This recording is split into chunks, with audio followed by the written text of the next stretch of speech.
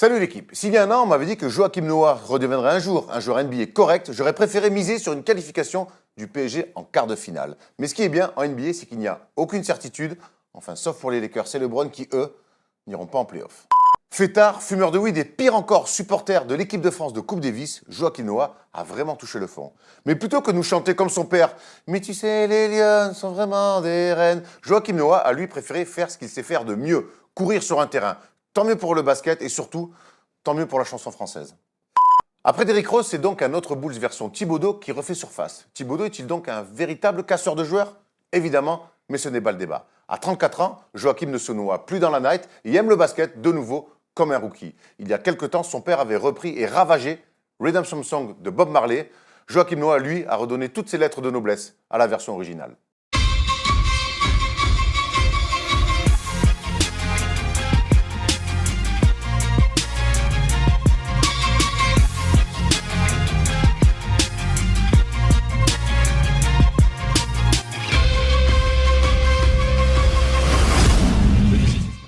Salut l'équipe, on est jeudi et le jeudi c'est le first day show. Alors aujourd'hui je vous préviens, j'ai récupéré deux mecs avec un énorme mal de crâne. Je peux que les comprendre les pauvres, je compatis ou pas d'ailleurs avec eux, mais je les aime quand même d'amour. Avec ces deux-là je pourrais gagner, je suis sûr, une médaille d'or aux Jeux Olympiques en 3-3 avec à la main Thomas. Comment ça va mon ami? Ça va, ça va. Et puis pour les rebonds et mettre des écrans, Stephen Brun. Salut les guys. Salut les guys, un peu chafouin. Hein. Messieurs, on est là pour parler de NBA, donc j'attends de vous qu'il y ait un peu plus de jus quand même. Ouais, t'en fais pas parce que moi, mes deux équipes, je suis dans la mouise. Hein. Eh ben justement, on va reparler dans les news. Les Lakers seront forcément au programme avec LeBron qui dépasse Michael Jordan au scoring mixte. Mais par contre, au niveau de pas jouer les playoffs, ça a l'air de se compliquer grandement pour les Lakers. Eux, par contre, sont en pleine bourse. Ce sont les Rockets. 6 victoires en 6 matchs. Il y a Chris Paul qui redevient le lieutenant parfait de James Harden. On parlera aussi du retour d'Andrew Bogut. Enfin voilà, tout ça sera dans les news. Le focus entre Indiana et Philadelphie. Une belle affiche dimanche soir à suivre sur le League Pass ou sur beIN Sport. On fera un débat sur Tony Parker. On a eu la chance de papoter un peu avec lui dans les vestiaires. Il a signé un contrat 1+1. On verra si, pourquoi pas, ça serait sa dernière année en NBA. C'est en tout cas possible. Et même lui nous a répondu à cette question en laissant planer un certain doute. Il y aura le coach Brown ou Steph nous expliquera comment défendre sur James Harden. Autant de vous dire que je suis déjà très impatient de voir un petit peu les petites billes de coach Brown pour défendre sur le gaucher barbudo fou. Et puis on finira avec le quiz. C'est Tom qui le fera. Steph, ce sera toi contre moi. Tout à fait.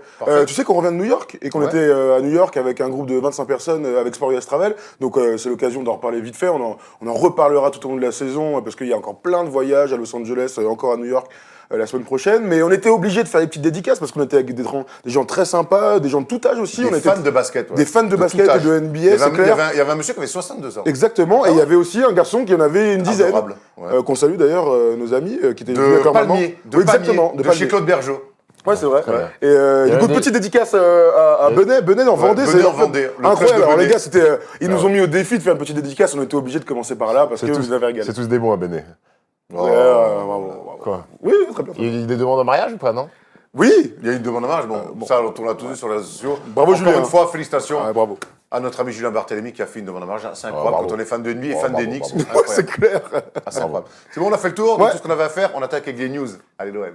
4 seconds, down to 3. Hart steps back, fires, that's the game! Allez, on attaque fort ces news avec le dossier chaud du moment. LeBron James, cette nuit, dans la nuit donc de mercredi à jeudi, a dépassé Michael Jordan dans la liste des meilleurs scoreurs de l'histoire. C'est assez incroyable, 32 311 points en ayant pris 1240 shoots de moins que Michael Jordan. La stat est assez incroyable quand même. Ouais, qui devient le 4e meilleur scoreur de l'histoire. C'est une stat totalement extraordinaire. C'est vrai que quand on a vu le différentiel sur les tirs tentés en carrière, tu fais mais attends.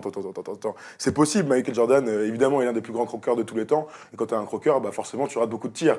Mais cette stat est légendaire, encore une fois, pour LeBron James. Il est en train de battre tous les temps de passage aussi pour ces records-là. Et donc, j'imagine qu'il est en ligne de mire.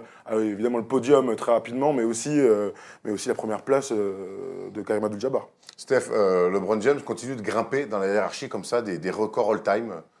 Ouais, il confirme le joueur qu'il est, l'empreinte qu'il va laisser sur cette ligue NBA, c'est un joueur exceptionnel.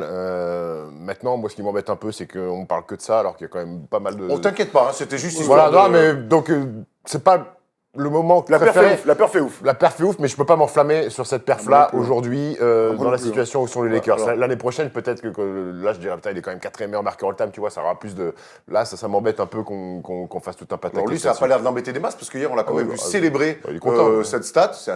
Je comprends pas. Bienvenue à NBA. Hein. Ouais, en attendant, les Lakers continuent de perdre et les Lakers continuent de s'éloigner sûrement des playoffs. Vraiment, ils sont maintenant à 6 matchs et demi Des Spurs. de la lutte des Spurs. C'est les Lakers, on peut se le dire honnêtement, ne joueront pas les playoffs cette année. Et on peut me dire ce qu'on veut. On peut dire que le projet est sur 2 ans. On peut dire que le projet cet été il risque d'avoir des changements peut-être. Ne pas voir les Lakers de LeBron James en playoffs, c'est une catastrophe. Pour moi, c'est une catastrophe monumentale. Alors, on savait tous dès le départ que les Browns ne retourneraient pas au final. Pourquoi ? Pour la 10e ou 9e année consécutive. Ça, on le savait.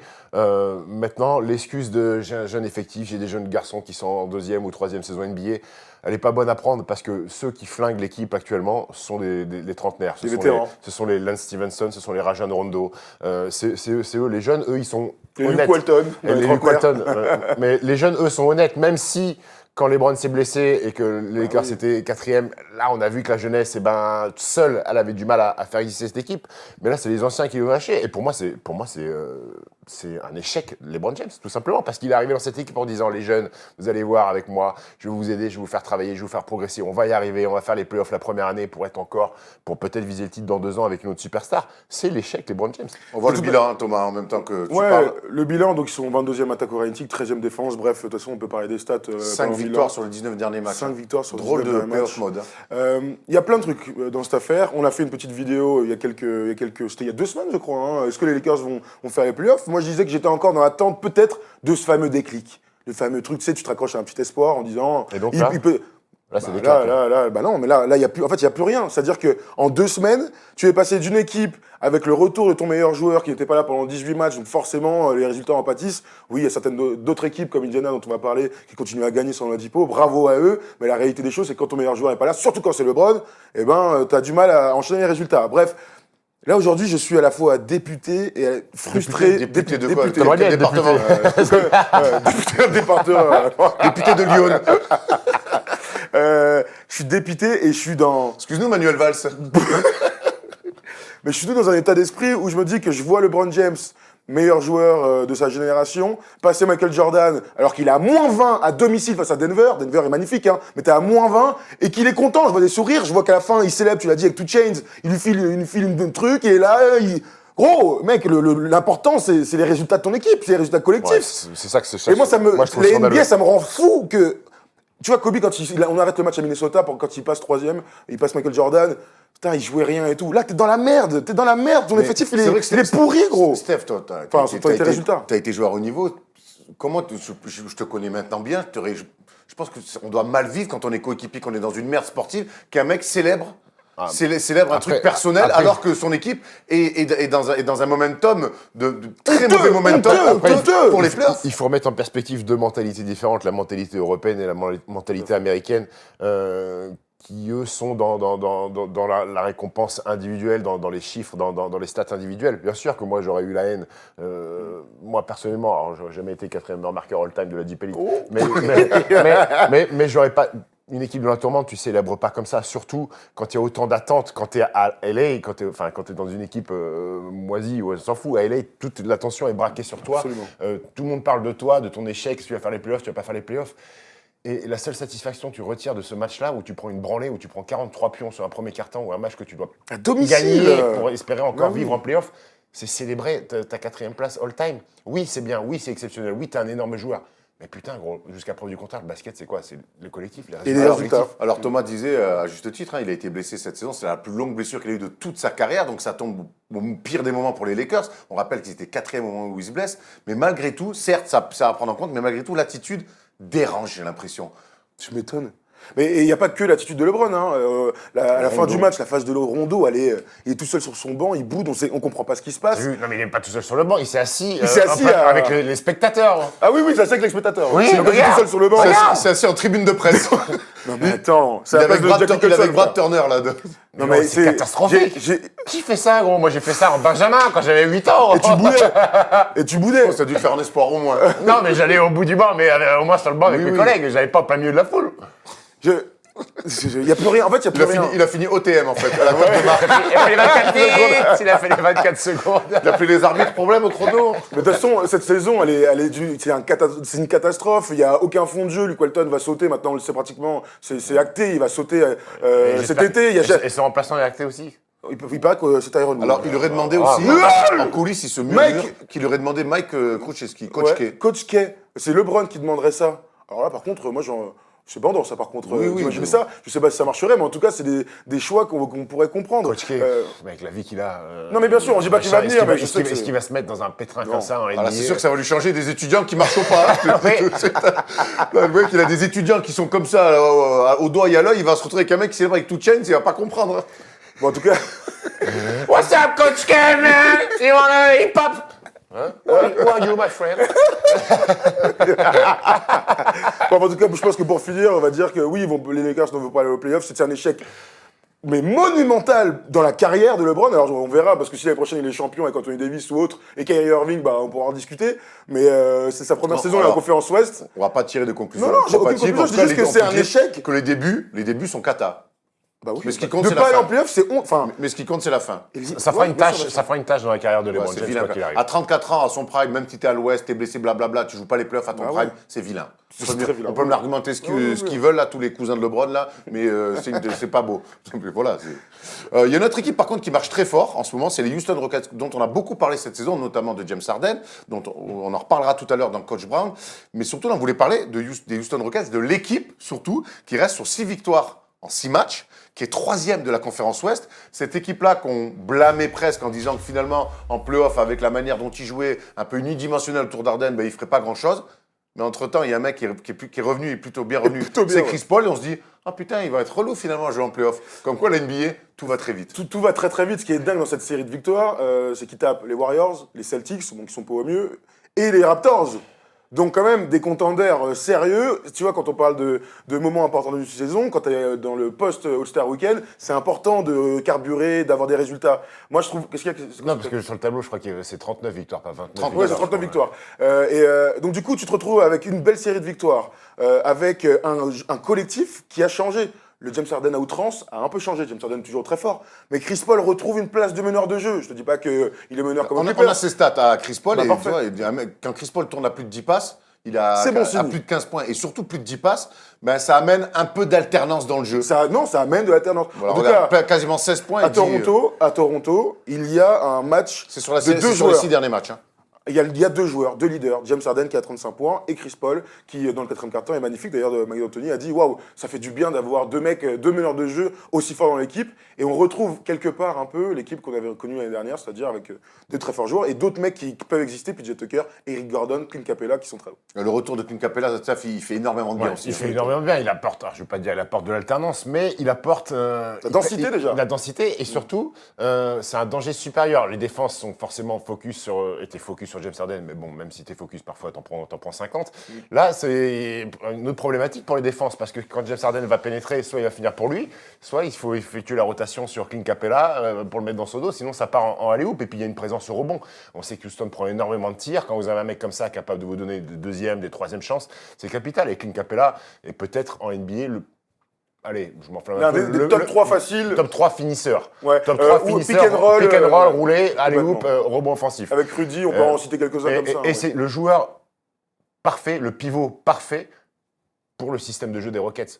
Lui, c'est pas un mec à qui tu donnes la balle en bas, il faut un mec aérien. Le profil Dede Jordan. Le profil Dede Jordan, quand tu as des mecs qui ont des qualités de passe comme James Harden, comme Chris Paul, il faut des gars comme ça. Quand tu as deux mecs qui fixent en permanence et qui jouent d'un contre un, il faut un mec aérien qui finisse, et Clint Capella.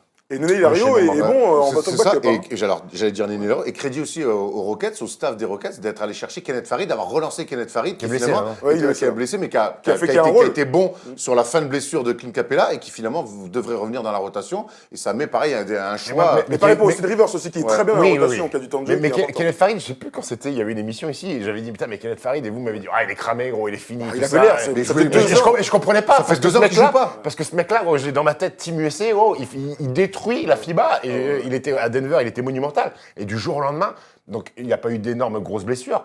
Il a été mis au placard du côté de Il y a Denver. Jokic qui a émergé, ils ont signé Et je me Millsap, disais, c'est pas possible qu'un mec comme ça, qui soit si Ouais, bon. parce si qu'avec bon, Jokic, puisse- il a fait 3 passes aveugles, il a pris ballon pointe du nez, il a dit bon laisse tomber, tu peux pas jouer avec nous toi. Donc moi je trouvais ça bizarre qu'un mec c'est vrai. passe d'un statut aussi fort et d'être international avec Team USA au placard à quasiment plus jouer. Ah, c'est curieux. Je trouvais qu'il y avait un truc chelou. Et finalement Houston a pris le pari de le relancer. Et il Ça est bon, marche. c'est un energizer de ouf. Pour finir, les gars, je vous pose une petite question. Ils ont exactement le même bilan que OKC et que OKC et Portland. 39 victoires, 25 défaites. Ils sont troisième ex aequo de la conférence Ouest.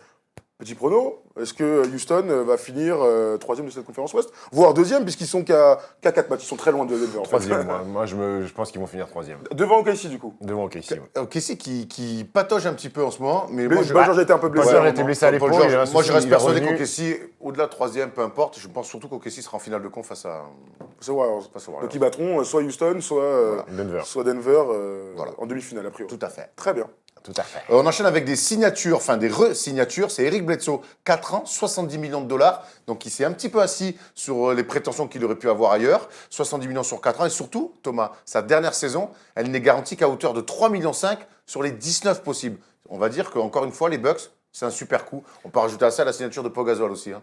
Ouais, la signature de Pau Gasol, un vrai apport pour nos amis des Bucks. Milwaukee font des bons coups. Hein. belle armada. Mirotic, Pau Gasol. Clairement. Il y a Sova qui est revenu. Ilyasova. Ils ont une très bonne équipe. Alors, pour rester sur Eric Bledsoe fait une très très belle saison du côté c'est des Bucks. On se rappelle, il y a 1 an et demi, quand il est arrivé, on s'était posé la question, est-ce que c'était un bon choix? On parlait d'un footeur de merde et tout. En tout cas, il a l'air d'être épanoui du côté du Wisconsin.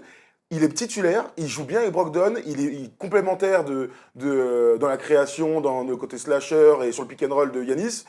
Il s'éclate et quand on parle de contrat, on se pose toujours la question de est-ce que tu fais pas mieux d'attendre d'être vraiment free agent donc cet été, d'aller renifler un peu ce qui se passe ailleurs, tenter d'avoir 80-90 millions, voire d'être dans une équipe un peu moins bonne. Là, il fait le choix d'être dans une top équipe, sportive, top équipe de l'Est, avec une superstar qui laisse de la place aux autres, Giannis.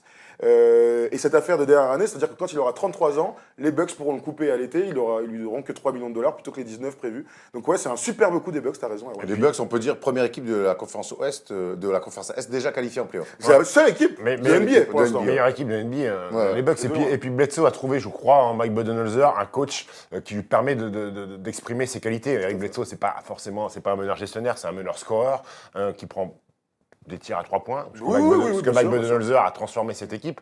Et je crois que quand t'es arrivé il a quand même passé des galères, il a passé des clubs galères à clubs galères. Des blessures aussi. Des blessures. Ouais. Et là, il se dit, écoute, je suis à Milwaukee, on est premier, j'ai peut-être le futur MVP dans mon équipe, j'ai un coach qui sait comment je joue, comment j'aime jouer et qui me laisse faire ça. Pourquoi partir ailleurs? Quand on voit que les Bucks, là, en même pas 1 mois et demi, ils ont réussi à attirer Mirotic, à faire re-signer Bledsoe moins que ce qu'il aurait pu avoir ailleurs, qu'ils attirent aussi Pau Gasol, on peut mettre ça sur l'effet Giannis Antetokounmpo de se dire, avec ce mec-là, j'ai envie de jouer avec ce mec-là, parce que je peux peut-être gagner un titre. Et puis le fait du classement, surtout les résultats, que tu dis Milwaukee, premier de la NBA, T'as une chance d'aller en finale. T'as une chance d'aller en finale, Ouais, en finale de la conférence déjà. Qui n'a pas envie d'être dans une équipe qui est prétendante à la finale NBA? Et c'est pour ça qu'on parle de laisser la place aux autres. Quand tu fais le parallèle en ce moment avec LeBron, t'as l'impression que personne voudra jouer avec LeBron, on en parlera cet été. Mais Giannis a ce côté smile, gentil, tu vois, ce côté gentil, pas dans le côté naïf, hein, mais dans le côté j'ai envie de laisser Partager, vivre les autres. quoi. Middleton, il a l'air très heureux là-bas. Mais c'est des gros choix, parce qu'on pouvait se poser la question aussi. Ils auraient pu mettre le paquet sur Donc D'Angelo Lopez, il est Russell. très content là-bas. Ouais, exactement. D'Angelo Russell, j'aurais pu mettre. S'il y a des joueurs comme ça sur qui tu aurais pu aller chercher, peut-être plus fort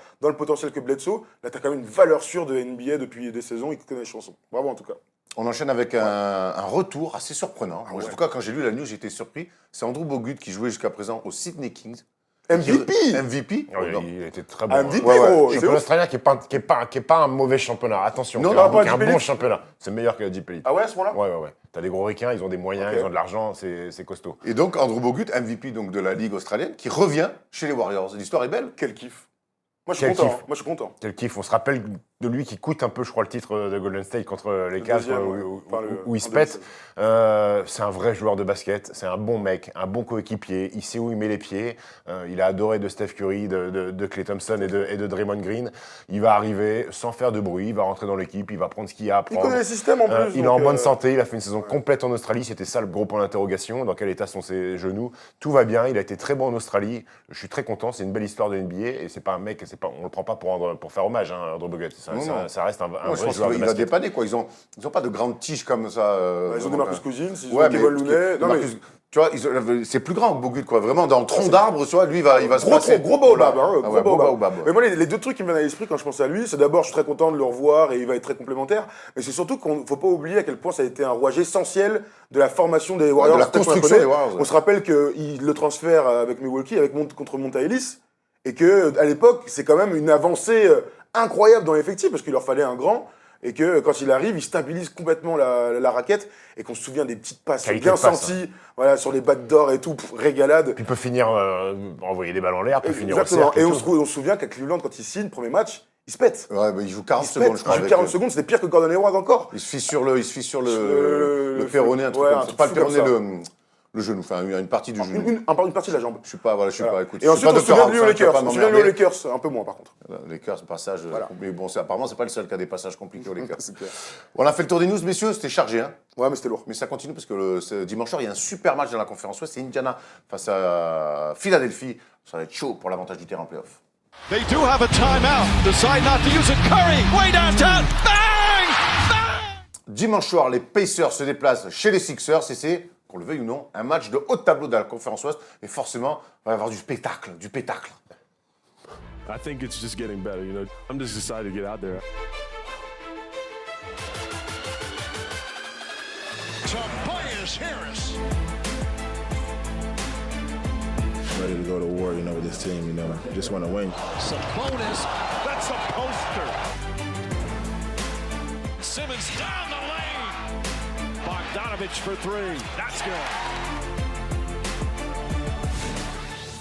Indiana-Philadelphie, les mecs, c'est un match super intéressant. Indiana, 3e de la conférence Ouest, malgré l'absence de l'Oladipo. J'ai du mal entre droite-gauche, je suis perdu. Bord, bâbord. Ouais, on dirait Thibaut Kerrer hier, tu vois, je sais Thibaut plus où Kerrer. j'habite. Thilo, il s'appelle. Thilo, je m'en fous. Oh la vache. Je pense que j'ai confondu avec Thibaut Vizirien. Ah oui, oui. T'as On besoin- s'attrape comme on peut. Tu veux écrire? T'as besoin d'un Thilo? J'ai eu une petite meuf hier, Oh non. un Thilo. Bref. Bon, allez, Indiana, donc... Troisième de la Indiana qui se conférence déplace Est. à Philadelphie, 3e de la conférence Est, nos amis des Pacers, et un match à prendre à domicile pour les Sixers en l'absence de Joel Embiid. Ouais, tout à fait. Ils ont. Alors, en fonction de ce match, il y a des matchs avant, hein, mais ils ont pratiquement le même bilan. Il y a une victoire d'écart. D'un côté, on a quand même la surprise de cette conférence Est. On peut parler d'autres équipes, Indiana, Milwaukee et d'autres, mais la surprise dans le sens. Tu perds ta meilleure star, ton meilleur joueur et tu continues à gagner des matchs sur un collectif hyper abouti. Donc McMillan fait du très très bon travail. Ils sont solides sur tous les postes, mais il n'y a pas de talent fou. On va parler de Bogdanovic qui fait une magnifique saison. Sabonis.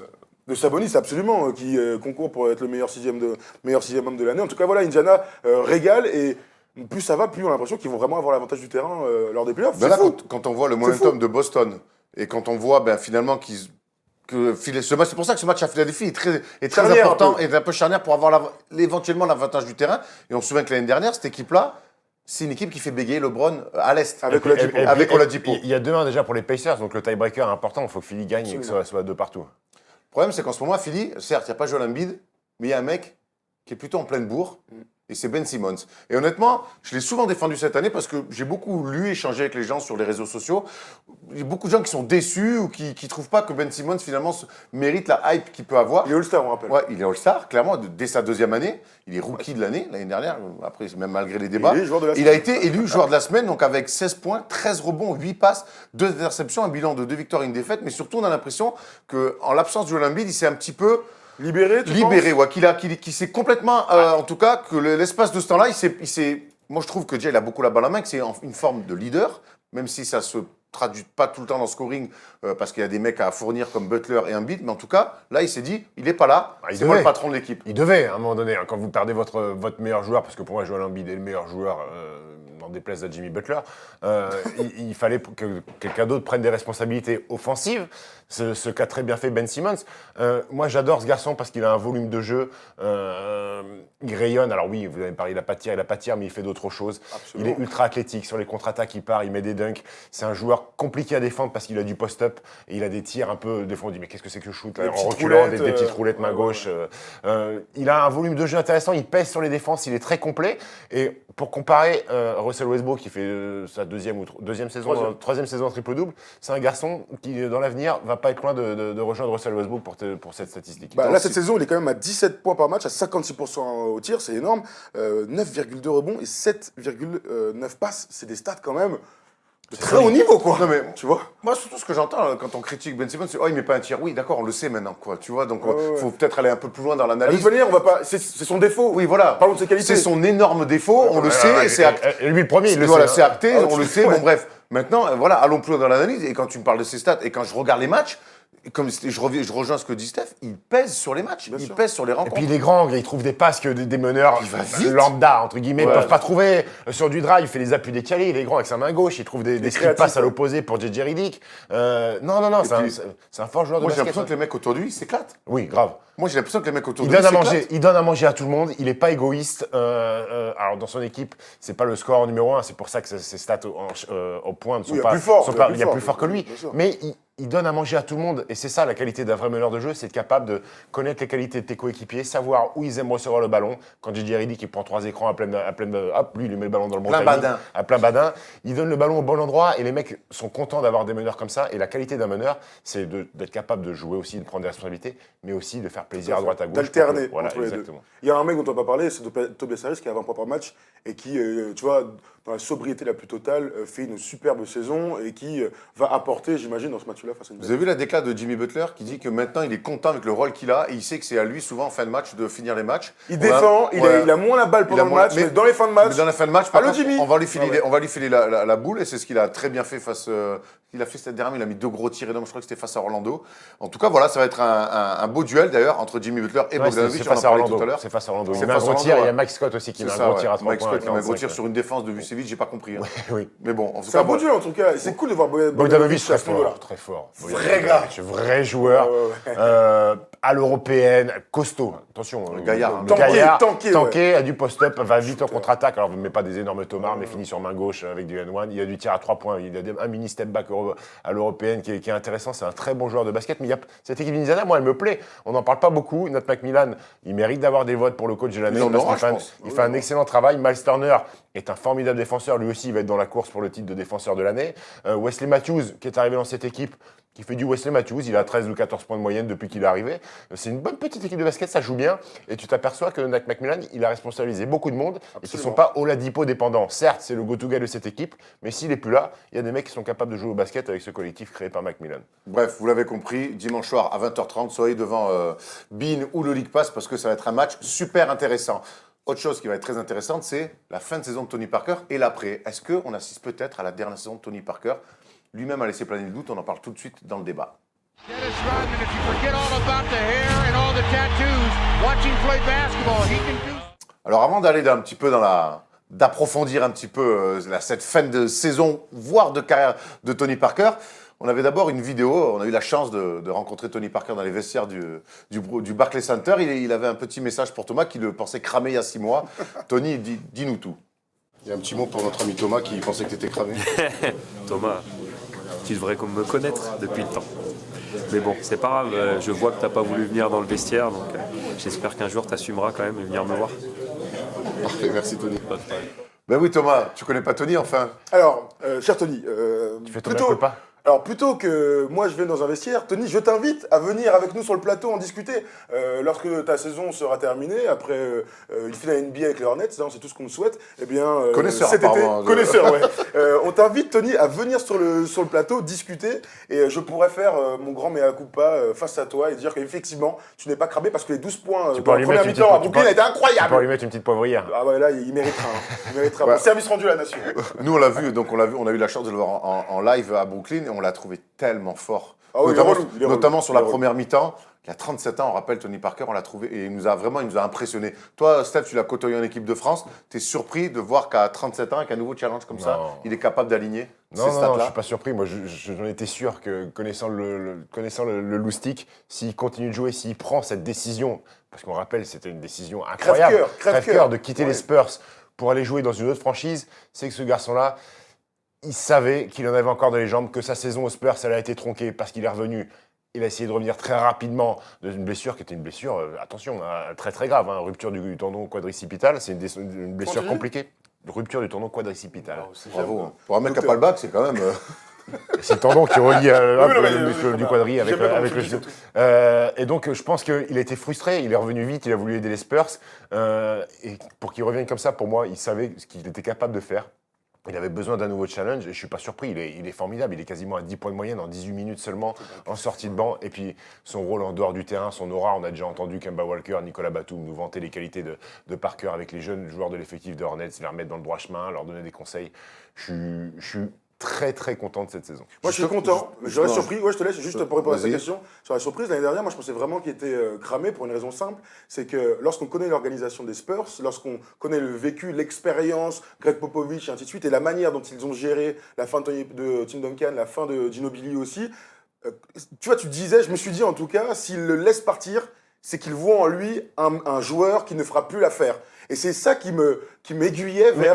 Il était cramé. Est-ce que tout simplement ils n'étaient pas sur la même longueur d'onde et la que Tony voulait prétendre à 20, 22, 23 minutes en sortie de banc directement avoir un impact, et tandis que les Spurs se disaient ah non, Si, tu as raison, Là, on a vu les stats, il joue moins que la saison dernière. L'année dernière, c'est 19,5 points. Mais alors, ce qui est un peu tronqué, parce qu'il avait commencé starter jusqu'en janvier avant de passer backup et sous fifre. Et donc là, il est à 18,5 minutes de moyenne. Mais quand il joue, donc, par contre. Voilà, mais quand il est avec un vrai rôle, là, pour le coup. Est-ce que tu parlais du rôle de Tony Parker avec les Hornets tout à l'heure. Nico Batum l'a dit et il nous l'avait confié aussi à nos micros. Bah, il est bien, quoi. C'est un bon mentor avec les jeunes. Il est un bon mentor de Kemba aussi, parce que Kemba fait une grosse saison aussi par rapport à ça. Parce que lui, je peux dire qu'il rentre dans la tête à Kemba tous les jours. Et ouais, Kemba, il apprécie ça aussi. Donc, c'est bien. Il joue un vrai rôle de mentor pour Kemba. Moi, Tipeee, cette année, on l'a vu mettre des branlés à des jeunes, là, sur des temps morts, ça et tout. Il m'a régalé. Hein. Ah, non, mais pour c'est pire aux entraînements. Ah ouais. Raconte-moi un peu, il met des vraies sauces. La première soufflante, il me l'a mise à moi. Donc, Ah bon? la toute première qu'il a faite, c'était sur moi. Bah, c'était pour montrer, hein. C'est pour montrer pourquoi il était là. Ah, il a fait un exemple, quoi. Ouais, c'est ça. Est-ce qu'il l'a fait en français ou en anglais, du coup, l'exemple? En anglais. Pour que tout le monde comprenne. Voilà, c'était Nico Batum qui nous avait appelé pendant l'émission radio, la trade deadline. D'ailleurs, l'émission radio que vous retrouverez dès mardi prochain. On rappelle, c'est un mardi sur deux. On est là, vous voyez ce studio, pas en fait, c'est juste sur la droite. Et tu seras avec nous mardi prochain, Steph? I need to check my schedule. It's possible. Ben, on espère. En tout cas, c'est voilà, un mardi sur deux, c'est l'émission radio. Vous nous appelez et vous pouvez débattre avec nous. On a vu que finalement, avec l'expérience de Tony Parker, il est arrivé chez les Hornets et tout le monde le dit, Kemba le dit, on a une citation, Nico Batum nous l'a confié, qu'en très peu de temps, il s'est imposé. Et c'est quelque part ce qui manquait à cette équipe de Hornets aussi, un mec avait un vécu, un leader, quoi. Moi, ce que j'ai aimé dans son arrivée, prenons vite fait la petite déclaration de Kemba Walker. Tony est un leader, il apporte de la passion, une attitude de winner. Il sait tout simplement comment gagner. Je crois que c'est sa 18e saison, c'est dingue ça. Il a 4 titres et cela se voit. Il est tout le temps en train de parler aux gars sur le banc. Il fait des critiques positives. Ce dont nous avions vraiment besoin, c'est le pied de la voir. Et il y a un truc que j'ai adoré quand il est arrivé, au-delà de sa stature, c'est comment il a été accueilli par la franchise en général. Il a été accueilli comme une légende, comme un top joueur, comme un mec, comme une star, j'ai envie de te dire. Qu'il quand même. Ouais. Non mais absolument. Mais tu sais, quand tu restes chez toi toute ta vie, tu sais pas comment comment on te voit extérieur, comment t'es perçu extérieur. Et là, Kemba, qui est quand même un joueur All-Star, là dans le 5 majeur du All-Star Game, il arrive et dit, je suis trop content d'avoir ce gars-là parce que enfin un gars qui va pouvoir mettre des branlés et en plus je pourrais rien lui répondre parce que c'est un vrai gars qui le mérite. J'ai du respect pour lui. Il n'empêche que Tony Parker laisse planer le doute un petit peu sur la suite. On se rappelle contractuellement, Thomas, il a signé 1+1. C'est ce qu'il voulait. On se souvient qu'il est parti des Spurs parce que son rôle avait changé sportivement. Mais on lui proposait 3e meneur et moins d'oseille. Et une seule année. Il voulait pas faire plus. Donc là, il a signé un contrat avec les Hornets. Donc une année cette saison-là et une team option l'année prochaine. Donc en gros, c'est les Hornets. Avec son accord aussi, j'imagine, ce sera des discussions. Mais en tout cas, les Hornets ont la possibilité de le prolonger une 2e saison. Donc voilà où il en est. Ils ont jusqu'au 3 juillet. Jusqu'au 3 juillet, tout à fait. Ils ont jusqu'au 3 juillet. C'est la veille de mon anniversaire, ils ont fait exprès. Pour 5 millions de dollars la prochaine. En tout cas, on dit que Tony Parker laisse planer le doute sur la suite, sur la saison prochaine, sur sa 2e option, sur sa 2e année en option, parce qu'il a peut-être la tête ailleurs. En tout cas, voilà, on lui a posé la question d'investir du Barclays Center et voilà ce qu'il nous a répondu. Toi, à titre personnel, tu as signé 1+1, tu es encore en jambes. Est-ce que si tu faisais l'ampleur, ça peut... Je ne sais pas encore. Pour l'instant, je veux d'abord finir cette saison-là et je prendrai ma décision en juin si je fais la 2e ou pas. Parce que de faire les playoffs. Pas, Non, pourrait- ça pourrait- affectera pas ma décision. Qu'on les fasse ou qu'on les fasse pas, ça changera rien. Donc il y a une vraie incertitude sur la suite des événements. Steph, la première chose qui nous vient à l'esprit, c'est qu'il a lancé depuis quelques années quelque chose d'incroyable avec Lasvel, qui prend de plus en plus de forme. Ça pourrait être une des raisons. Tu peux nous expliquer un petit peu, toi qui suis la JP League de près et le basket français de près, qu'est-ce qu'est en train de construire Tony Parker avec Lasvel? Tony Parker est devenu président de l'Asvel, qui est un club historique du championnat de France, avec pour but ultime d'emmener ce club en Euroleague, de ramener un club français en Euroleague. Chose faite, puisque l'année prochaine, l'Asvel va rejoindre la plus prestigieuse des compétitions européennes pour 2 saisons. À côté de ça, il a créé une académie, la Tipeee adéquate, qui va être créée à côté de Gerland, où ils vont accueillir des jeunes du monde entier pour le basket, les études en même temps, avec Adéquate, qui est une entreprise d'intérim où les gamins qui sortiront pas professionnels auront la possibilité d'avoir un job à côté. Il y a le projet de basket féminin aussi, le Lyon Asvel féminin qui est aujourd'hui premier du championnat, qui va faire l'Euroleague aussi la saison prochaine, plus le projet de la salle. Donc il y a énormément de trucs, il y a déjà des choses qui sont concrétisées. C'est un vrai objectif pour lui. Déjà, c'est une satisfaction incroyable de retourner en Euroleague. Ça a été son but ultime et je crois qu'il a été très ému d'apprendre que l'Asvel allait retrouver cette compétition-là. Et est-ce qu'il n'aurait pas envie, par hasard, l'année prochaine, justement, d'accompagner son club au plus près dans cette grande compétition, de faire les voyages, d'aller à Madrid, d'aller à Moscou en tant que président de l'Asvel, quand ton objectif a été atteint, d'accompagner, de partager ces moments-là. Qu'est-ce que ça changerait, d'après toi, qu'il soit président, là il est président des États-Unis, tu vois, pas Donald Trump, mais depuis les États-Unis, et qu'est-ce que ça changerait s'il était sur place concrètement? Ça changerait que c'est son petit truc à lui qu'il a façonné et qu'il a monté, et que là il voit son petit bébé grandir et atteindre un truc incroyable. Il a envie de voir comment ça se passe. Il y a aussi en Euroleague, on sait que c'est une lessiveuse. Ils vont devoir prendre des avions privés. Les relations à distance, c'est pas les plus simples. Ça dure 1 an, 2 ans. Après, ils vont devoir prendre l'avion privé. Lui, je pense que son truc à lui, je crois qu'il a envie de voyager avec son équipe, de faire les déplacements dans les grandes salles, de partager cette aventure-là. C'est son but qui se concrétise, son objectif qui se concrétise. De post-carrière, ouais. J'ai la sensation que Tony Parker, finalement, il était très, dans son orgueil énorme de champion, il était très affecté par ce que les Spurs... Comme Thomas. Ouais. Parce que les mecs comme Thomas qui disaient qu'il était cramé. Et surtout par la considération que les Spurs ont faite. Tu parlais de la sortie qu'ils ont faite à Duncan, la sortie qu'ils ont faite à Ginobili. Tony Parker n'a pas eu le droit à ça. Et je pense que quelque part, ça l'a peut-être affecté, qu'il avait besoin d'un nouveau challenge. Il le dira jamais. Il le dira jamais, mais en tout cas, il avait besoin de prouver, de dire, ok, vous voulez passer à autre chose, très bien. Moi, je vais vous prouver que je peux encore jouer, que je suis encore un mec qui peut apporter une équipe. Et c'est ce qu'il a fait. Mais c'est normal. C'est normal, Erwan. C'est pas du tout un reproche. Non, je sais, mais mets-toi dans la peau de Tony Parker en disant putain, mais je sens que je peux jouer, que mon corps est encore là, que je peux être performant en NBA, et on me propose ça. Ah putain, non, je peux pas arrêter sans pouvoir jouer. Alors certes, il a signé 1+1, c'est ce qu'il voulait, 2 ans, mais maintenant qu'au bout d'une année, il a montré qu'il pouvait prendre 20 minutes en NBA, marquer 10 points par match. C'est exactement moi ce que j'avais dit. Je pense qu'il va jouer 20 minutes, marquer 10 points par match à 3-4 passes. C'est exactement ce qu'il fait. Et puis, au-delà des stats, c'est l'apport qu'il a de son expérience, à côté aussi d'un Kemba Walker, qui réussit sa meilleure saison en carrière. Est-ce que c'est un hasard? Je ne sais pas. Mais il s'est dit, voilà, j'ai prouvé à tout le monde que j'avais encore sous le capot. Maintenant, en fait, comme toujours, il s'est donné les moyens de choisir. Et aujourd'hui, il est là, effectivement, il va arriver en juin, et il choisira de dire je continue ou j'arrête, mais en tout cas, il partira tête haute. Et personne d'autre lui dira tu pars ou tu restes. On a vu son contrat, en tout cas, il n'en fera pas une histoire d'argent. Parce que c'est vrai que quand là, on a préparé l'émission, on a regardé ses gars en carrière, oh putain la vache, 165 millions de dollars. Un loto, quoi. Un super loto aux États-Unis. Un euro-million. 160, oh le cochon, Tony! Tony, vas-y frère, viens investir ici, ce gars qui sort flamme complète, non, je rigole. Mais il n'en fera pas une histoire d'argent. Donc il en a fait, admettons, une histoire d'orgueil, de faire une dernière saison ailleurs qu'aux Spurs. Quand il pense, c'est complètement fou, on aurait tous rêvé qu'il atteigne les 20 saisons. Il en a tellement parlé. Moi, je vous cache pas que j'ai envie qu'il continue. J'ai envie qu'il arrive à atteindre à 20. Il en a parlé, je sais pas, c'était il y a 2-3 ans. Il disait que ce serait un objectif incroyable, tout ça. 20 avec les Spurs, il disait. Il disait 20 avec les Spurs. Alors le fait qu'il soit parti, j'imagine que ça biaise un peu tout. Mais la marque est symbolique et extraordinaire. Il va aller au Hall of Fame. Je rêve, moi, qu'il continue. Quand je les vois à Brooklyn faire sa première mi-temps, je vous rappelle, il a mis 12 points en première mi-temps, on était sur le cul. J'étais avec Polo, on s'est dit, mais attends, c'est Tony Parker, il a 26 ans, il est merveilleux. Moi, je l'avais jamais vu jouer en NBA à son prime aux Spurs. Là, je le vois, je découvre un homme, tu vois, qui est en canne, dans l'adresse à mi-distance, qui a pas peur d'être agressif et de scorer. Qui prend toutes les fins de possession Qui prend et qui marque, quoi, tu vois. Moi, franchement, je vous le dis, hein, je rêve qu'il fasse une deuxième saison, surtout s'ils vont en play-off et que ça se passe bien. J'en rêve. Moi, je sais pas, honnêtement, je suis mitigé là-dessus. En tout cas, ce que j'ai envie, vraiment, c'est qu'il fasse qu'il ait droit à une dernière campagne de play-off. Alors que ça soit cette année, je lui souhaite. L'année prochaine, on verra. Mais j'aimerais vraiment c'est toujours mieux quand même de finir sur une campagne de play-off plutôt que sur un petit match de saison régulière. Bon, sauf quand tu es Kobe Bryant et que tu mets 60 points et que la ville entière a organisé quelque chose. Ça ne sera pas le cas pour Tony Parker à Charlotte.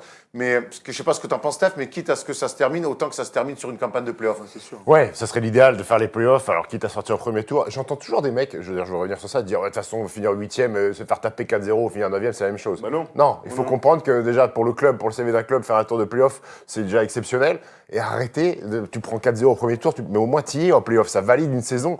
Absolument. Donc tu découvres quelque chose aussi. Je comprends jamais, comme dans la conférence Ouest, ils vont finir 8ème pour prendre 4-0 contre les Warriors. On s'en fout, t'es en play-off, mec, c'est tout autre chose. Ça fait partie de l'apprentissage. Exactement. Donc pour revenir à Tony, oui, une campagne de play-off, ça validerait son choix sportif, ça pourrait valider son départ s'il y a départ. Après, il y a, je sais pas moi, ce qu'il va faire. Après, il y a des choses à prendre en compte en dehors du basket aussi. Il faut savoir que c'est la première saison où il n'est pas avec sa famille. Sa famille est restée à San Antonio, lui il est à Charlotte. Est-ce qu'il est capable d'assumer une deuxième année consécutive loin de sa famille? C'est aussi des choses à prendre en compte aussi.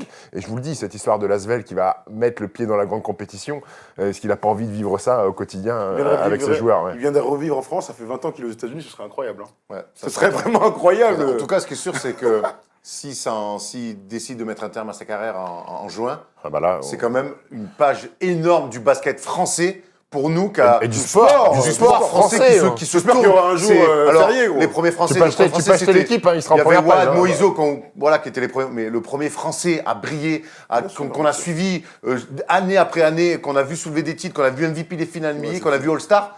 C'est Tony Parker. Ça veut dire que Tony Parker qui dit stop, la NBA pour moi c'est fini, j'ai fait le tour. Ça serait quand même quelque chose de. Enfin, il faudrait faire une émission spéciale, il faudrait des millions. On le fera, t'inquiète pas. Mais il y aura des émissions spéciales partout à la télé, chez j'espère nous. bien, j'espère bien. C'est sûr. C'est obligé. Il concourt pour être le meilleur sportif de tous les temps. Oui, exactement. Pour moi, il est égal avec Zidane, avec Teddy Riner et compagnie. Ça sera l'occasion de notre émission. En attendant, Tony Parker est toujours un joueur NBA. En attendant, Tony Parker est toujours NBA et on va en profiter en tout cas jusqu'à temps qu'on peut. Parce que c'est. Oui, non, parce que voilà. Parce que quand il sera plus là, je pense que ça va laisser quand même un trou assez énorme. Déjà, Babac nous a quittés, alors sinon il faut enchaîner avec Tony. On n'a même pas dit un mot sur Nico Batum, mais ils sont très contents tous les deux. C'est quand même fou de se retrouver dans la même équipe alors que vous êtes tous les deux dans le directoire d'un club, non? Exactement. Il regarde, Lasvel a joué son quart de finale de l'Eurocup mardi. Ils ont gagné contre Andorre, contre ton ami Andrew Albissi. Oui. Et après, au VIP, ils font un FaceTime avec les partenaires sur le grand écran, ils discutent et tout ça. Et avec Nico? Avec Nico, oui, les deux, mais ils regardent les matchs ensemble. Dans le bon, bus, ils regardent les matchs ensemble des filles, de leur équipe féminine. Ils sont très impliqués dans cette affaire. Bravo, messieurs. Bravo. On va passer à la séquence Coach Brown. Non, j'avais une autre. Dites-nous vous dans les commentaires. Voilà, c'est ça que je veux dire. Dites-nous dans les commentaires si vous avez envie de voir Tony Parker jouer encore une saison de plus en NBA ou si vous avez envie de le voir s'impliquer encore plus, être sur place avec l'Asvel et puis se concentrer maintenant à une carrière de dirigeant qui là aussi s'annonce tout aussi belle que sa carrière de joueur. J'ai l'impression qu'il ne rate pas grand-chose dans sa vie. Non, c'est clair. Voilà, donc là maintenant on peut vraiment passer à la séquence Coach Brown qui va nous expliquer comment on peut arrêter El Barbudo.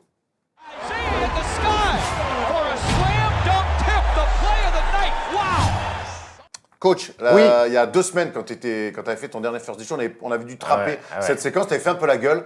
C'est parti remise. Explique-nous comment stopper James Harden. Alors les gens, comment stopper James Harden? Les gens me disent c'est impossible, donc voilà, on arrête la séquence. Cody Brown, c'est fini. Tout de suite, le quiz. Non, mais en fait, j'ai voulu faire ça suite à une vidéo que j'ai vue de Scottie Pippen, invité d'une émission de Tracy McGrady sur une émission américaine, où T-Mac lui disait mais comment tu ferais toi pour essayer pas de stopper, parce qu'on peut pas stopper, mais pour limiter l'influence de James Harden, parce qu'on peut pas réduire à néant un tel talent offensif, mais je trouve que moi, quand je regarde les matchs, je trouve qu'il y a pas mal de joueurs et d'équipes qui sont déjà résignés, qui tentent pas grand-chose, qui se disent bon, il va nous mettre 40, voilà, tant pis, voilà, demain on jouera une autre équipe, il n'y aura pas de James Harden. Mais je trouve qu'il y a des choses à faire. Déjà, la première chose, je trouve qu'on n'essaye pas assez de le couper du ballon. Même sur des remises en jeu, essayer de le deny, de le couper, d'aller chercher, de le faire travailler pour avoir la balle. Je trouve qu'il a le ballon trop facilement. Sur remise en jeu, pourquoi pas mettre un chien de garde qui coupe, tu vois, qui se met... Marcus Smart, on se souvient. Exactement. Qui lui fait qui lui provoque 2 passages en force, alors c'était un peu limite, mais au moins, en tout cas, qui était dans ce truc. Exactement, ça, il faut le faire. Il faut le fatiguer, il faut qu'il fasse des efforts pour avoir le ballon quand il va récupérer des mains à main et pas hésiter à le contacter, à le bumper.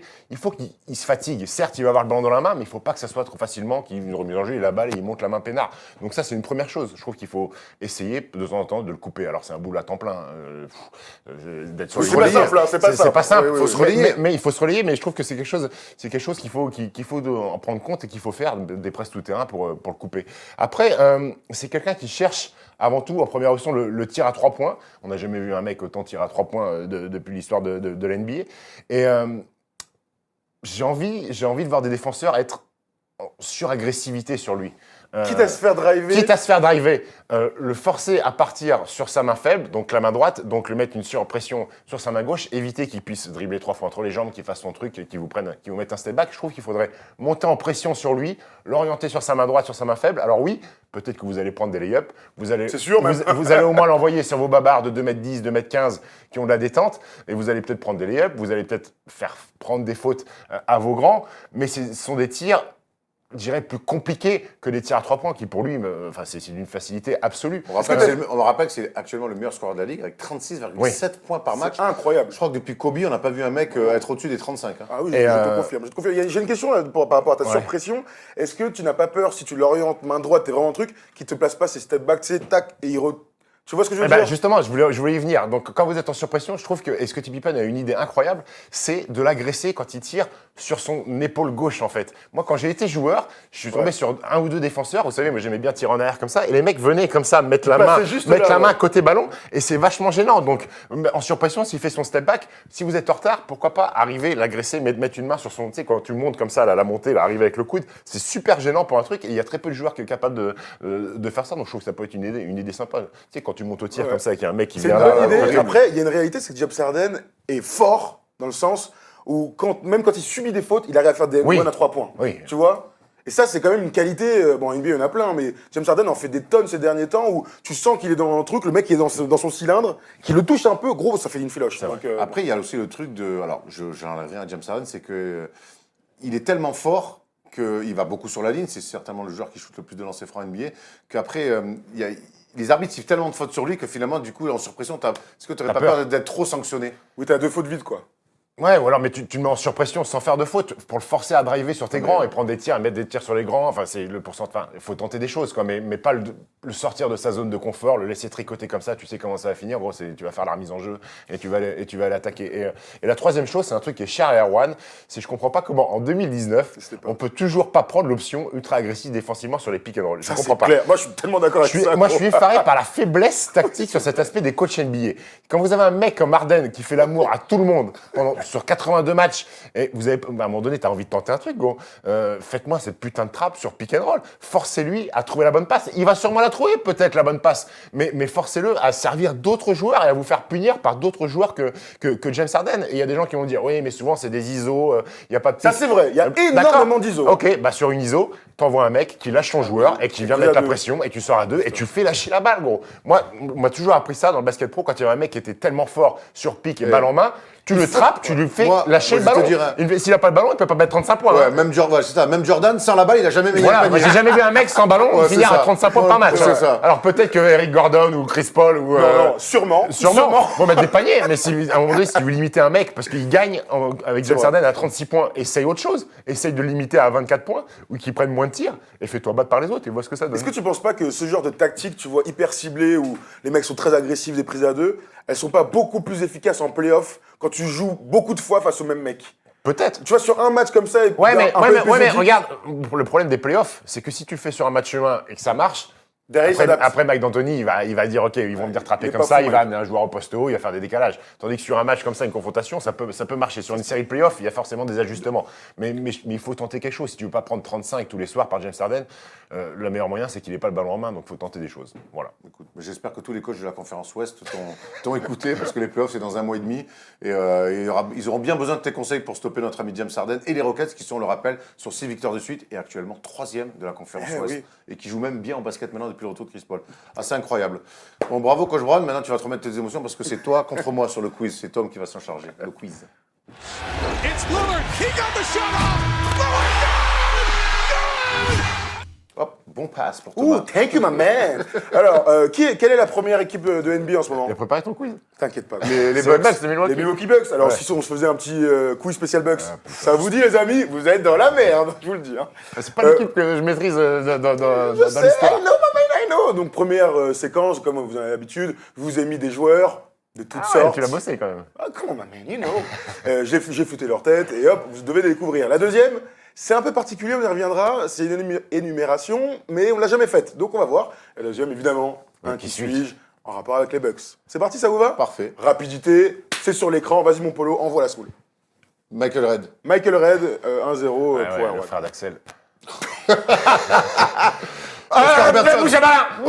Oscar Robertson. Oscar Robertson. Ah, vous t'as Karim Abdul-Jabbar, oh. Karim Abdul-Jabbar? Mais non, Non, Oscar c'est Robertson. Oscar Robertson, gros. ouais. Il a une dégaine de Karim Abdul-Jabbar, lui. J'ai pas dit Karim Abdul-Jabbar, j'ai dit C'est Will Chamberlain. j'ai Non, dit- non, t'as dit Karim Enfin, Abdul-Jabbar. c'est pareil, gros. Hein. Je suis pas T'as dit Karim Abdul-Jabbar. Et Je rappelle, Chamberlain hein. n'a jamais joué au Bucks. Ouais, je sais. Vas-y, polo. Michael, non. Michael Kidd-Gilchrist. Non, c'est le rookie qui était à Phoenix là. Je suis Un rookie qui est à Phoenix. En tout cas, son prénom est effectivement Michael. Michael. Bogdan. Non, mais c'est que t'as fait un homme- rookie avec Philadelphie là. Rookie de l'année. Hein? Qui était à Syracuse. Mais regardez pas, je ne peux rien dire. Ah, C'est effectivement un passage très remarqué de ce côté de Moki. Hein? Ah ouais, justement, il chauffe, hein. je chauffe pas. Ok, un rookie de l'année, Attends. du côté de Philadelphie, Michael, mais souvent comme ça, blessé, j'ai un trou. problème de peau, Mais oui. non, un nom en 3. Qui avait fait un triple double pour son premier match en tant que rookie. Exactement, avec c'est pas Philadelphie. Kidd-Gilchrist. Non, Non, mais Kidd-Gilchrist, c'est il joue à Charlotte. Hornets. Come on, guys. Ah, je l'ai pas. Il me. Ok, je vous donne les initiales. Ouais. MCW. Carter Williams. Oui, Carter Williams. Je l'ai depuis le Ouais, début. c'est clair. Il met le point, attaque de point. Il est complètement. Il m'est jamais venu quoi. Allez, vas-y, Terrible. enchaîne mon polo. Jack Sigma. Non. Tom Chambers. Non. On l'aime bien. On aime bien. Oui. Bill Lambier. Non. Oh, je pensais que vous l'aurez direct. Oui. Comment il s'appelle? Je vous donne le prénom. Frank. Brikowski. Cameron. Je pensais que vous l'auriez direct. Ah, Non, Brikowski. au Bucks, je m'en souviens pas. À Seattle, oui. Ah ouais, ça c'est me fait trop compliqué. rire. Ah, Je l'ai Brikowski. vu gros, j'ai dit. Pas cadeau, hein. Ouais, pas cadeau, mais ça régale. Vas-y, enchaîne polo. Il y a 2-2 du coup. Hein. Kenyon Martin. Kenyon Martin, Ah ouais. qui se souvient 11 matchs aux Bucks. Joe Ingles. Incroyable. Joe Ingles derrière, c'est vrai. Vas-y, mon polo, enchaîne. Terry Porter. Cummings. Terry Terry Cummings. Cummings, putain, mais oui, j'ai Terry, c'est pas lui, c'est Terry Cummings, putain. Terry Cummings, vas-y, follow. Non, ça c'est. Glenn Robinson. Non. TJ Ford. Non. Glenn Robinson. Alors, je vous donne son numéro, numéro 10. Un numéro 10, un meneur de jeu. Gary Sam Payton. Cassel. Ouais. Bravo, Steph. Je pense qu'il y a 4-3 pour Erwan, dans le doute. Qui est ce joueur? Delfino. Carrière courte en NBA, Ah non. qui joue actuellement en Jeep Elite. Pas très loin d'ici. Pas très loin d'ici. Pas très loin d'ici. Joueur européen. Rocco Kitsch. Rocco Kitsch, gros. Quand tu dis pas très loin d'ici, c'est à 500 mètres. Elle est pas incroyable. Il habite en face, là. Il habite en face. Des fois, je le vois, il est là, il va acheter des pains au chocolat, gros. Chez Rocco Kaiser. Ligny Kitsch. Glenn Robinson. C'est ici. Incroyable. Même lui, il est surpris, quoi. Vous savez que Steph vient de gagner au buzzer ce quiz grâce à Rocco et Kitsch. Donc, on lui donne vraiment le Glenn Robinson. Rocco. Ah, il le gagne, ah oui, il Rocco, gagne pas. Rocco, ça a toujours été un prénom qui fait gagner. Oh Michael, non. Michael Carter Williams. Alors, bravo, quelle intensité. Ouais, je sens que vous le sentez, vous aussi, chez vous. C'est incroyable. Alors, deuxième truc qu'on n'a jamais fait, on va voir si ça marche. Donc, Milwaukee est une franchise historique de l'histoire de NBA. Attends. Historique de l'histoire de la NBA, ça va, la redondance de Historique de l'histoire de la NBA. Ils ont eu au sein de la franchise des joueurs portant leur maillot, beaucoup de joueurs All-Star avec le maillot des Bucks. Vous allez essayer de me citer. J'en ai pas un, gros. T'en as plein, gros. Crois-moi, j'ai la liste. Vous en avez des tonnes. Allez. Donc, quels sont les joueurs All-Star avec le maillot des Bucks. Exactement. Exactement. Allez. Qui Vous commence? êtes prêts? C'est toi. Non, c'est Ça Erwan m'arrangerait qui que a ce soit perdu. moi parce que j'en ai qu'un. Non, crois-moi que t'en as plein. Allez, vas-y. Antetokounmpo. Voilà, putain. Bah, oui, bah, ils sont deux cette saison déjà. Hein. Sérieux. Chris Middleton. Oui, merci. Karim Abdul-Jabbar. Karim Abdul-Jabbar, absolument. Glenn Robinson. Glenn Robinson, absolument. Ray Allen. Ray Allen, absolument. Vous êtes bons, les Oui, gars. j'en ai, moi. c'est bon. Vin Baker. Vin Baker, absolument. Bravo. En 95-96. Michael 3 Red. fois. Michael Red en 2002 et 2004. Et là, je commence à bugger, moi, gros. Non, t'en as encore, crois-moi. Milwaukee. pas Milwaukee mal, Bucks. Ah ouais, c'est Il y a une méga superstar qu'on a déjà citée aujourd'hui. Une méga superstar qu'on a déjà citée aujourd'hui. Les gens de la NBA. Les gens de la NBA. qu'on a Oscar déjà Robertson. cités. Merci, Oscar Robertson. Oui. Maintenant, je vous dis plus rien, parce que vous êtes à égalité. On va voir. Alors, attends. Alors là, si vous trouvez, vous êtes bon. On a lâché tous les plus gros noms. Là, Ouais, c'est compliqué. franchement, Là, vous c'est avez- compliqué. Là, vous avez lâché tous les plus gros noms des années 2000, 90 et les années 60-70. Est-ce que Vous pouvez en trouver d'autres, vous connaissant. 3, vous pouvez en trouver, mais c'est dur. Sam Cassell est pas le star? Sam Cassell n'est pas All-Star. Est-ce que tu as un nom comme ça au hasard? Un nom comme ça au hasard. Ouais. Je veux dire un truc, mais c'est bon. Vas-y, vas-y. Harold Doyle, mais. Il n'est pas dans la liste. Terry Il y avait Cummings, non? Terry Cummings, il y avait aussi Ah, Alvin ouais. Robertson, Ricky Pierce. Vous vous souvenez de Ricky Pierce? Ricky Pierce. Ricky ouais. Pierce, la petite moustache. Exactement. Qui t'a dit avant, Sidney Robert- Moncrief, Qui t'a dit avant Alvin Robertson. Alvin Robertson. Ah, ouais. Sidney Moncrief, tu vois, Marcus Johnson, alors lui par contre, ça fait. Et Bob Lanier, bref, en tout cas. Bob il y avait- Lanier, Bob Lanier, tu mais vois. oui, mais oui. Incroyable ce jeu, on le refera. Pas Alors, mal, reste avec pas les mal. Bucks, c'était un peu difficile. Très bien. Non, mais non, sur mais- les grosses franchises. On a été je pense- honnête. On a Vous avez été été très Terry honnête. Cummings, on a pu trouver. Après, Terry Cummings. Vous avez été très bon. Je vous mets match nul sur les deux, mais ça tombe bien, tout est remis sur le quiz. Chers amis, je vous propose. Un cette mec des semaine- Bucks. Ah, comment man, Écoute, arrête. Écoute, Je suis né le 29 août 1982, j'ai donc l'âge d'Erwan. Je ne vais pas le dire à haute voix, mais j'ai 36 ans. Je fais 1m98 pour 104 kilos. Comme Michael Jordan. Absolument comme Michael Jordan. Je suis drafté en 2003 par les Detroit Pistons en 25e position. 2003. Mais je n'arrive pas tout de suite en NBA. Ça fait partie du jeu. Ma première saison est donc en 2004-2005. Et cette saison-là, je suis un petit rookie, bon joueur dans l'effectif, et je vais en finale NBA. Vous vous souvenez, face aux Nets, Détroit face aux Nets, non, face aux Spurs, pardon. Détroit face à San Antonio. Je joue 3 ans du côté de Détroit, puis ensuite... Attends, mais il y a un truc qui m'intrigue. Vas-y. Pourquoi il va pas tout de suite en NBA? Ah bah peut-être que tu le sauras plus tard, mon grand. Je te donne des infos, tu tries. Hein. Ensuite, je joue à Toronto, où je tourne à 9 points par match. 9 points par match. Ensuite, je viens en Europe 2008-2009 au Khimki Moscou. Puis je retourne en NBA, Avec ses cheveux. Ah non. au Milwaukee Bucks, où là, je tourne pendant 3 saisons à 11 points par match. Bon joueur. Bon joueur. Je suis champion olympique. Victor Claver. Victor Claver, c'est non. Drafté par Portland et tout. Ah ouais. Je suis champion olympique. Je fais une dernière saison du côté des Rockets de Delfino. Houston. Carlos Delfino, bien joué. Carlos Putain, il Delfino. l'a dit tout à l'heure en plus. Il a dit tout à l'heure, mais j'avais pas envie de changer. Hein. Carlos Je suis désolé. Delfino. Carlos Delfino, Putain. champion olympique avec l'Argentine. Oui, qui était en Italie, qui était très fort. Un très bon shooter, il a des bons sourires. Il a un serment. Je suis dégoûté qu'il ait dit tout à l'heure sur Okoye. Je suis désolé, mais bon. C'était un super gars, mais il a dit tout à l'heure. Désolé, mon. Franchement, Steph, t'es excellent. D'ailleurs, et merci pour vos commentaires dans le quiz Ah fait ouais. par Steph, parce que. Mais alors, Steph, quand il participe Oh, au ce quiz, c'est quand même génial. Hein. Regarde. Ah putain d'Argentin. Eh non Oh non. Carlos Delfino. Oh non, Non, bon, putain super- d'Argentin. Super Il joueur. joue à Turin encore, non? Ah, il s'est fait couper parce qu'il a mis une patate au GM dans le vestiaire, après un Moi, je vois match. qu'il est à Bologne, il est au Forti de Bologne. Ouais, apparemment. Toujours. Mais il avait mis déjà une joué par patate à un contre gars. au Fortino Bologne. Au Ouais, général ouais. manager. Ouais, Avoir ouais. une patate, genre Ouais, épisode Larry Brown catastrophique à Turin, il a pété un câble. Relou, mais plus patate Bon, aussi. voilà, on finit sur cette. Bravo les gars, quel cette quiz bonne info. incroyable, Très bien. merveilleux. Putain. Qu'est-ce qu'on a ri? Gros, y a rien qui va à PSG, le quiz. Y a Ah, rien mais qui bon, va, les gros. Lakers, gros, Hier là, au parc, gros, on est éliminé, je prends le scoot, il pleut, gros, je suis arrivé chez moi, gros, je ruisselais. Y a rien qui va. Bon, en tout cas, si vous voulez retrouver Steph en pleine forme, ça sera mardi soir, normalement, pour l'émission radio. N'oubliez pas, on se retrouve lundi pour le First Talk. Mardi, il y aura l'émission radio et jeudi, le First des Shows. Donc, semaine prochaine, chargé sur la First Team. On se retrouve vendredi, sinon pour le foot. Voilà, la vie est belle, messieurs. Il fait beau sur Paris, vous voyez. Non, allez, c'est nul. Allez, ciao l'équipe, à très vite. Salut.